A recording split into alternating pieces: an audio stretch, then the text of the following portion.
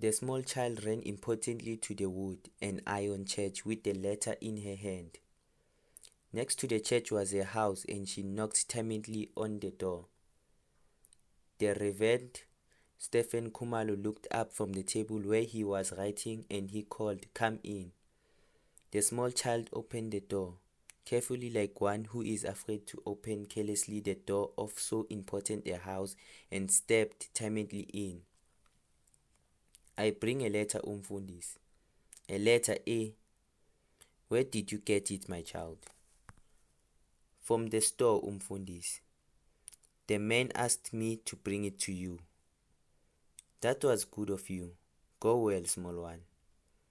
But she did not go at once. She rubbed one bare foot against the other. She rubbed one finger along edge of the Umfundisi table. "Perhaps you might be hungry, small one."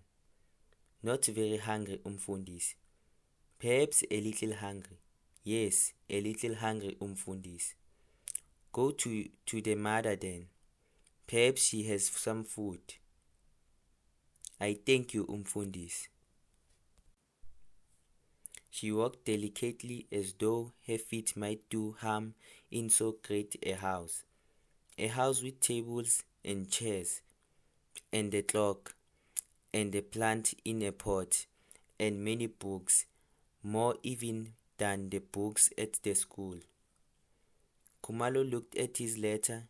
It was dirty, especially about the stamp. It had been in many hands, no doubt.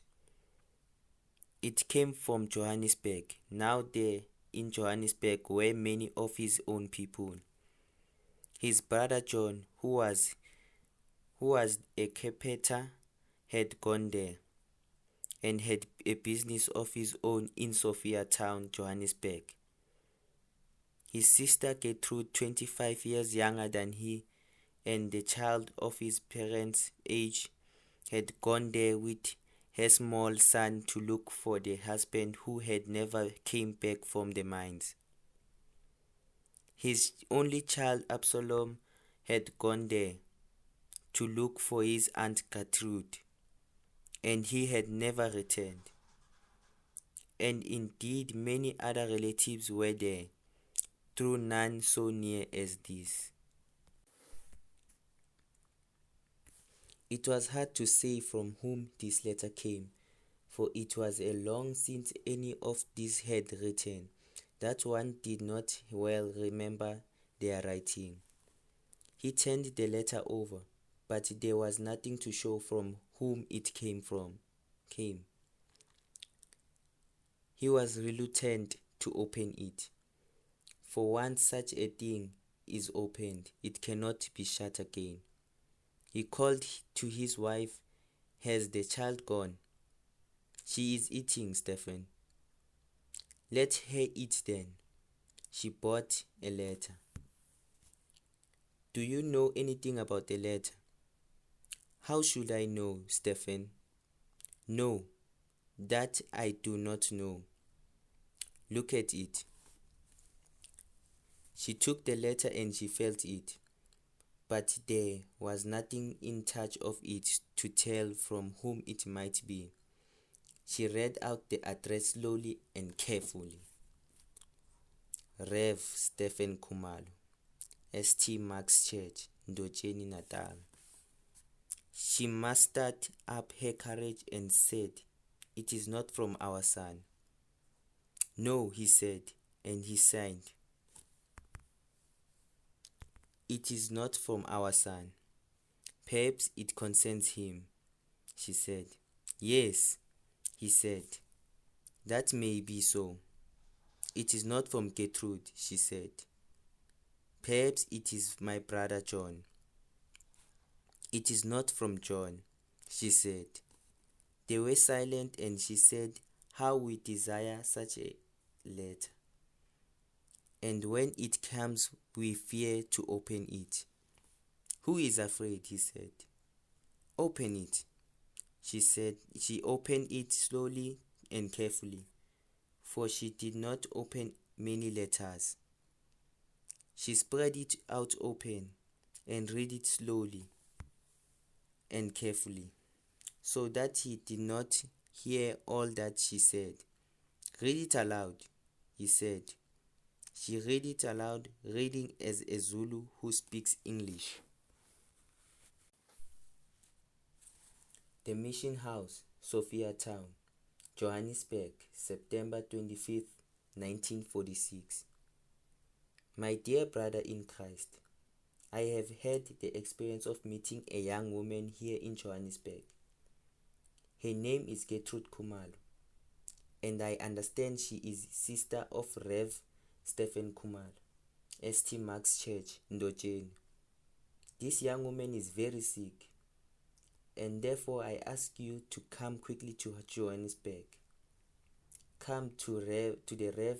Theophilus Msimang, the Mission House, Sophia Town, and there I shall give you some advices. I shall also find accommodation for you, where the expenditure will not be very serious. I am, dear brother in Christ, yours faithfully, Theophilus Msimang. They were both silent till at long last she spoke. "Well, my husband." "Yes, what is it?" "This letter, Stephen, you have heard it now." "Yes, I have heard it. It is not as an easy letter." "It is not an easy letter." "What will you do?" "Has the child eaten?" She went to the kitchen and came back with the child. "Have you eaten, my child?" "Yes, Umfundisi." "Then go well, my child, and thank you for bringing the letter. And will you take my thanks to the white man at the store?" "Yes, Umfundisi." "Then go well, my child." "Stay well, Umfundisi." "Stay well, mother." "Go well, my child."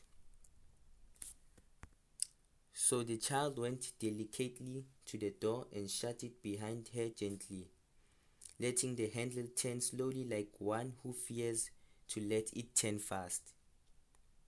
When the child was gone, she said to him, "What will you do, Stephen?" "About what, wife?" She said patiently to him, "About this letter, Stephen." He signed.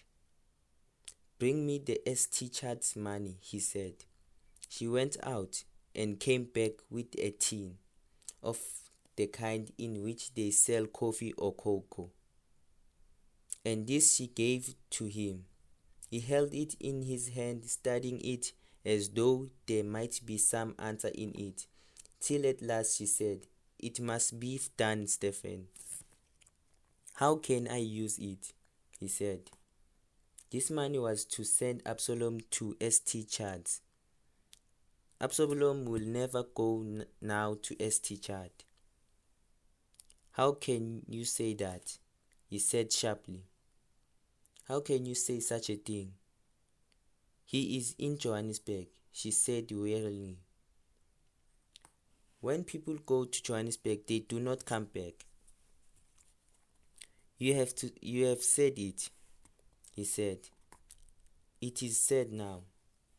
This money which was saved for that purpose will never be used for it. You have opened the door, and because you have opened it, we must go through, and Tito alone knows where we shall go. It was not I who opened it," she said, hurt by his accusation. "It has a long time been open, but you would not see." "We had a son," he said harshly. "Zulus have many children, but we had only one son.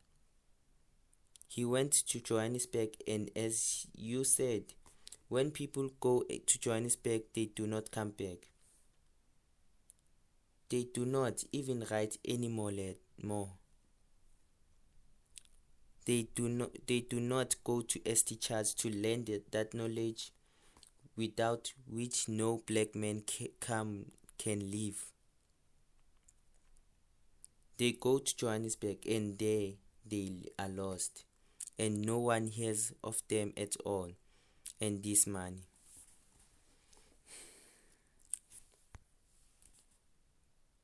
But she had no words for it, so he said, "It is here in my hand." And again she did not speak, so he said, "It is here in my hand." "You are hurting yourself," she said. "Hurting myself, hurting myself. I do not hurt myself. It is they who are hurting me, my own son, my own sister, my own brother. They go away and they do not write anymore. Perhaps it does not seem to them that we suffer. Perhaps they do not care for it." His voice rose into loud and angry words. "Go up and ask the white man," he said. "Perhaps they are letters. Perhaps they have fallen under the counter, or been hidden amongst the food. Look, there is a trees. Perhaps they have been blown there by the wind." She cried out at him, "You are hurting me also." He came to himself and said to her humbly, "That I may not do." He held out the tin to her. "Open it," he said. With trembling hands she took the tin and opened it. She emptied it out over the table. Some old and dirty notes and a flood of silver and copper. "Count it," he said. She counted it laboriously, turning over the notes and the coins to make sure what they were. 12 pounds, 5 shillings and 7 pence. "I shall take," he said. "I shall take 8 pounds and the shillings and pence. Take it all, Stephen. There may be doctors, hospitals, other troubles. Take it all. And take the post office book. There is 10 pounds in it. You must take that also. I have been saving that for your stove," he said. "That cannot be helped," she said. "And that other money, through we saved it for ST Chad. I had meant it for your new black clothes, and the new black hat, and new white collars. That cannot be helped either. Let me see. I shall go tomorrow," she said, "from Carisbrooke. I shall write to the bishop now and tell him I do not know how long I shall be gone."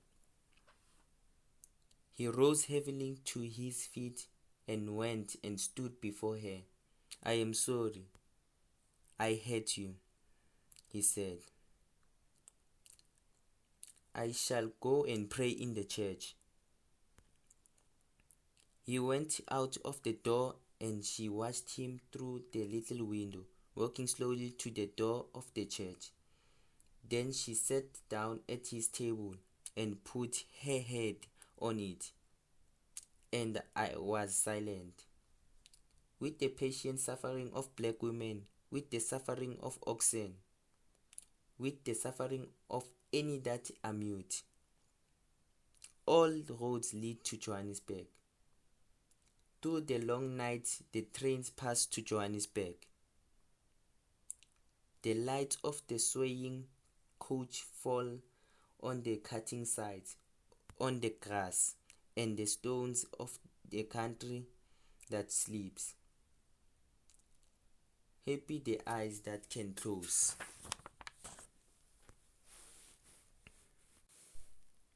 End of chapter 2. Please subscribe, guys. I will really appreciate it. And chapter 3 will be released soon.